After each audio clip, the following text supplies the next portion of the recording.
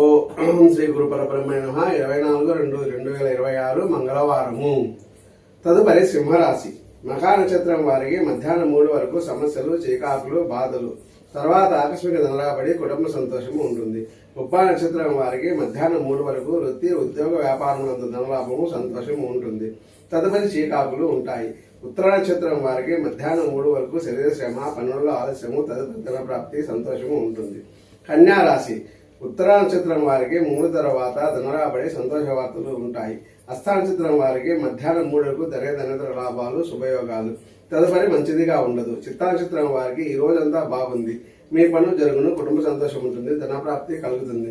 తులారాశి వారికి చిత్తా నక్షత్రం వారికి ఈ రోజంతా పనులలో అనుకూలము, ధనప్రాప్తి, శుభయోగాలు, ధనేతర లాభాలు ఉంటాయి. స్వాతి నక్షత్రం వారికి మధ్యాహ్నం 3 వరకు అశాంతి, చీకాకులు, తర్వాత మిత్రుల ద్వారా ధనాదాయము, పనులు జరుగుతాయి.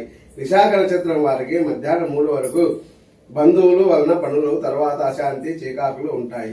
వృశ్చిక రాశి వారికి విశాఖ నక్షత్రం వారికి మధ్యాహ్నం 3 వరకు మీ పనులు జరుగును, తర్వాత మంచిది కాదు, అశాంతి, చీకాకులు ఉంటాయి. అనురాధ నక్షత్రం వారికి మధ్యాహ్నం 3 వరకు మిత్రుల వలన, బంధువుల వలన పనులు జరుగుతాయి, తర్వాత సమస్యలు మంచిగా ఉండదు.